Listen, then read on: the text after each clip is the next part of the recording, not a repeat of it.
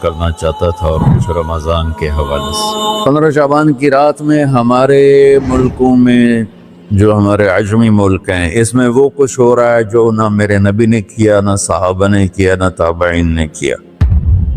عجیب و غریب عبادات گھڑ لی ہیں، عجیب و غریب اس کے اعمال بنا لیے ہیں اپنی طرف سے، اور مسجدیں بھری ہوتی ہیں اور روشنیاں لگی ہوتی ہیں اور وہ آتش بازی ہو رہی ہوتی ہے۔ میرے نبی نے اس رات کی فضیلت بتائی، عمل کوئی نہیں بتایا۔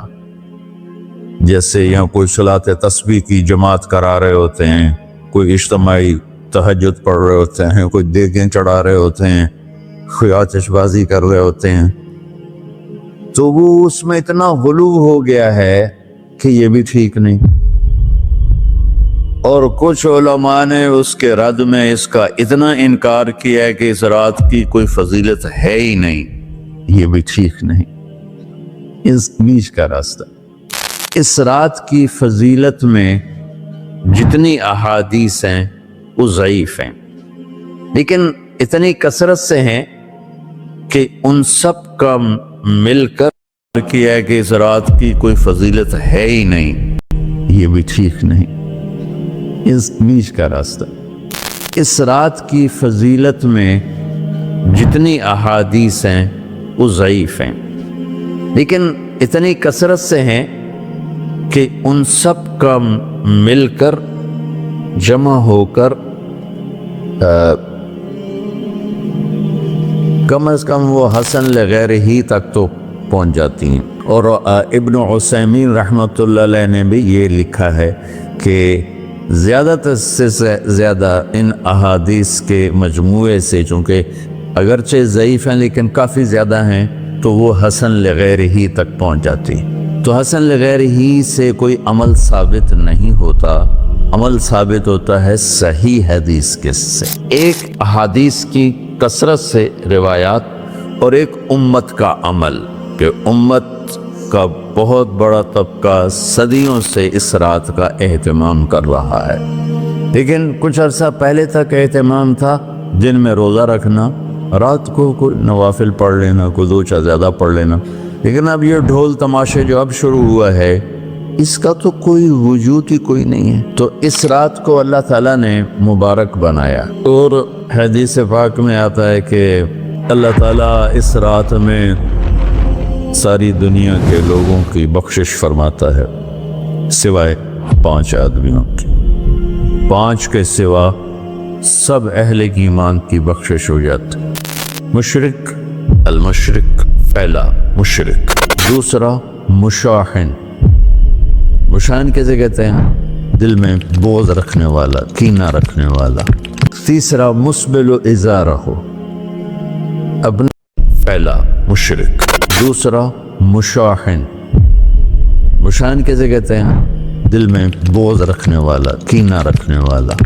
تیسرا مسبل ازارہ، اپنے پاجامے شلوار چادر کو ٹخنوں سے نیچے تک لے جانے والا، لیکن ایک شرط کے ساتھ کہ وہ تکبر کی وجہ سے، سستی کی وجہ سے ہے، غفلت کی وجہ سے ہے۔ چونکہ جب آپ نے ایک مرتبہ اس کے بارے میں بات کی تو حضرت ابوبکر صدیق نے کہا یا رسول اللہ، میری چادر، عرب چادر باندھتے تھے جیسے ہمارے پنجاب کا لباس چادر تھا، اب وہ کم ہو گئے، ہماری تو بزرگ عورتیں بھی اور مرد بھی سب چادر باندھتے تھے، شلوار تو کسی کو پتہ ہی نہیں ہوتا تھا ہمارے بچپن میں۔ یہ تو پھر آہستہ آہستہ جب تعلیم آئی تو شلوار دیہاتوں میں بھی اور شہروں میں عام ہو گئی۔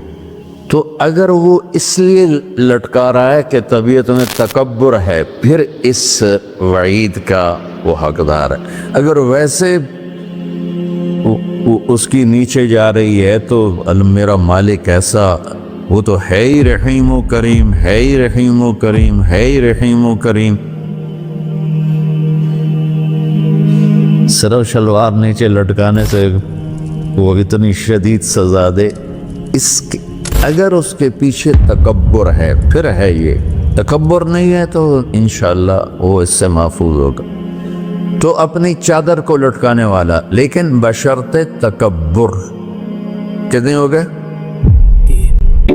Don't have time to take notes in class. مطلب یہ نہیں کہ اللہ تعالیٰ کبھی معاف نہیں کرے گا۔ معافی نہ ہونے کا مطلب یہ ہے کہ یہ 5 ایسے گناہ ہیں کہ اس کی وجہ سے بخشش رک جاتی ہے۔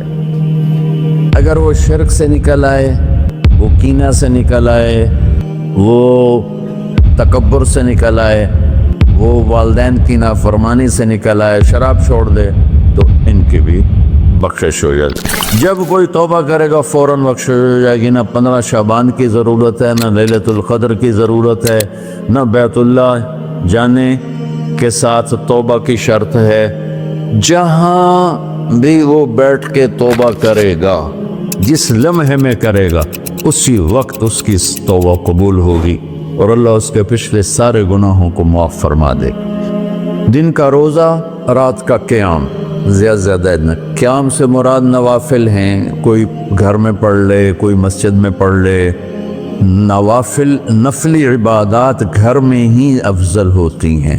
میرے نبی سنتیں ہمیشہ گھر سے پڑھ کے آتے تھے۔ تہجد اپنے گھر میں پڑھتے تھے، مسجد میں نہیں پڑھتے تھے، سوائے اعتکاف کے آپ اپنے نوافل سنتیں سب گھر میں پڑھتے تھے، اور مسجد میں صرف فرض آ کے ادا فرماتے تھے۔ اور اس کے بعد بیٹھنا ہوتا تھا تو بیٹھ جاتے تھے، اٹھنا ہوتا تھا تو اٹھ جاتے تھے۔ تو اعتدال اللہ کو ہر چیز میں پسند ہے۔ دنیا جو مختصر ہے اس میں کیسے پسند نہیں ہوگا؟ آخرت جیسے معاملے میں بھی اللہ ہم سے کہہ رہا ہے اعتدال، امتاً وسطا۔ ایسے عیسائیوں کی طرح ترک دنیا بھی نہ کرو، یہودیوں کی طرح دنیا کے پیچھے نہ پڑ جاؤ۔